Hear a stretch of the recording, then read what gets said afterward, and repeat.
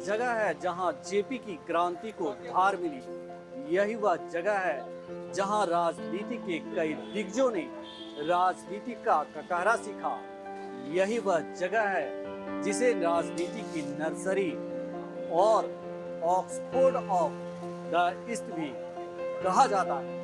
नमस्कार, मैं हूं योगेश चक्रवर्ती और आप देख रहे हैं रेड नेटवर्क अपनी खास सीरीज विरासत में। आज हम आपको देश के 7वें सबसे पुराने विश्वविद्यालय यानी पटना विश्वविद्यालय के स्वर्णिम इतिहास और वर्तमान के बारे में बताने जा रहे हैं। देश और बिहार की तमाम घटनाओं का गवाह रहे पटना विश्वविद्यालय की स्थापना 1917 में हुई थी। गंगा के किनारे अशोक राजपथ पर यह विश्वविद्यालय कभी पूरब का ऑक्सफोर्ड कहा जाता था।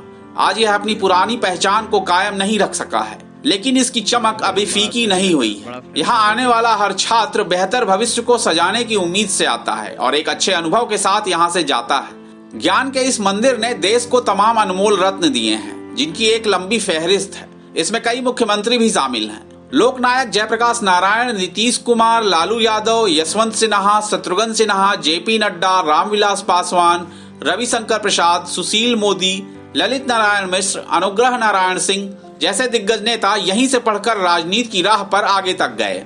इनके अलावा सुलभ इंटरनेशनल के संस्थापक बिंदेश्वर पाठक, मशहूर टीवी एंकर श्वेता सिंह जैसे तमाम लोगों ने यहीं से शिक्षा अर्जित की। इस विश्वविद्यालय ने तमाम ऐसे छात्र दिए हैं जिन्होंने अपने अपने क्षेत्र में उल्लेखनीय काम किए हैं। इस तरह इसके नाम तमाम उपलब्धियां दर्ज हैं। इसके अलावा यह बिहार के गौरवशाली इतिहास का गवाह भी रहा है। एक वक्त था पटना विश्वविद्यालय का जादू ही अलग था। क्लास की खिड़कियों से गंगा का नजारा। दुनिया में बहुत कम ही विश्वविद्यालय हैं जो नदियों के किनारे बने। यहाँ के शिक्षक हीरो की तरह पूजे जाते थे। कहते हैं यहाँ के इतिहासकारों ने इतिहास लेखन और पढ़ाने की दिशा ही बदल दी। गणित के शिक्षकों में प्रोफेसर लालजी प्रसाद की किताबों का जलवा हुआ करता था, लेकिन अब पहले वाली बात नहीं रही। अब यह विश्वविद्यालय अपनी ही दुर्दशा पर रोता नजर आता है। अपने गौरवशाली अतीत के लिए जाना जाने वाला यह विश्वविद्यालय आज वर्तमान में बदहाल है और कोई इसकी सुध लेने वाला नहीं है।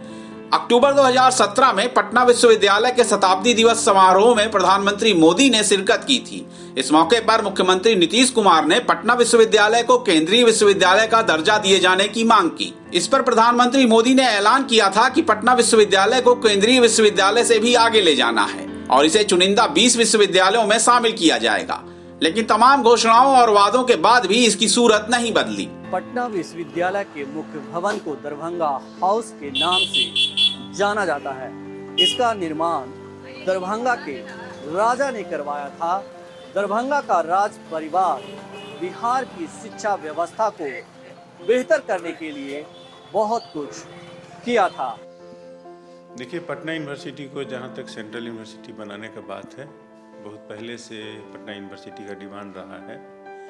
लेकिन पिछले बार जो हमारे माननीय प्रधानमंत्री जी आए थे, उसमें आपने देखा उन्होंने कहा कि अभी तो केंद्रीय विश्वविद्यालय हम नहीं बना पाएंगे, लेकिन आप इसको अपने आप को अपडेट करें तो सारी फैसिलिटी जो है सेंट्रल यूनिवर्सिटी की आपको दी जाएगी। फिर भी हम लोग प्रयासरत हैं कि पटना यूनिवर्सिटी को सेंट्रल यूनिवर्सिटी बनाई जाए।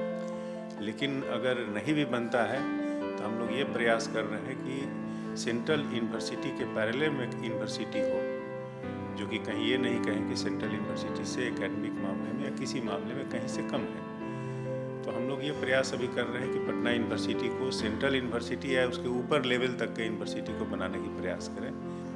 बंगाल से बिहार और उड़ीसा के अलग होने के बाद यानी कि साल 1912 में पटना में एक यूनिवर्सिटी बनाने की मांग उठी, जिसके बाद अंग्रेजों और भारतीय के 18 सदस्यीय एक कमेटी बनाई गई। इस कमेटी ने 1913 में अपनी रिपोर्ट दी, जिसमें यूनिवर्सिटी ऑफ लंदन की तर्ज पर पटना में विश्वविद्यालय की स्थापना की सिफारिश की गई।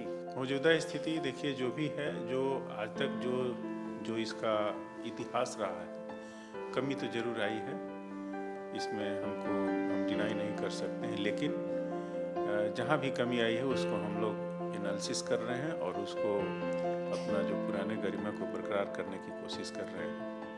आपको जो पटना यूनिवर्सिटी की जो गरिमा थी, इसलिए नहीं कि पुराना है और बिल्डिंग अच्छे थे, नहीं, यहाँ पर भी जो शिक्षक थे, रिनाउंड शिक्षक थे जिसको कि नेशनल इंटरनेशनल लेवल में जाना जाता था।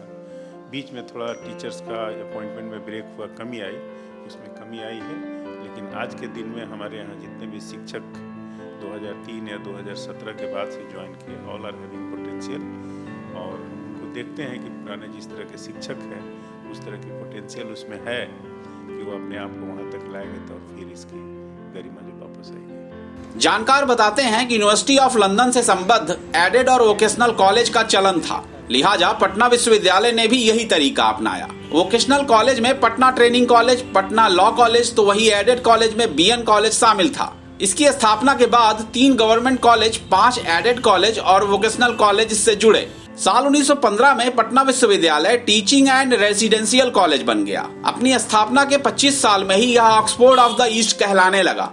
यहाँ के तमाम छात्र इंडियन सिविल सर्विस में सफल होने लगे और ज्ञान के इस बरगद की छांव दूर दूर तक फैलने लगी। बिहार बोर्ड बनने से पहले तक पटना विश्वविद्यालय ही मैट्रिक की परीक्षा लेता था। साल 1917 से लेकर 1937 तक मैट्रिक पास छात्रों को विश्वविद्यालय के कुलपति नैतिकता और आचरण की शपथ दिलाते थे। इसके बाद ही उनका प्री कॉलेज में एडमिशन होता था।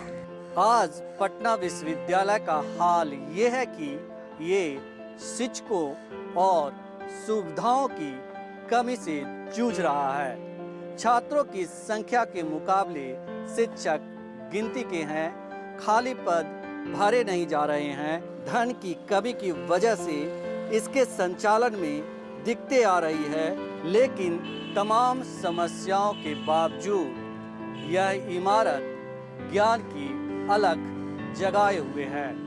लेकिन सवाल यही है कि आखिर कब तक।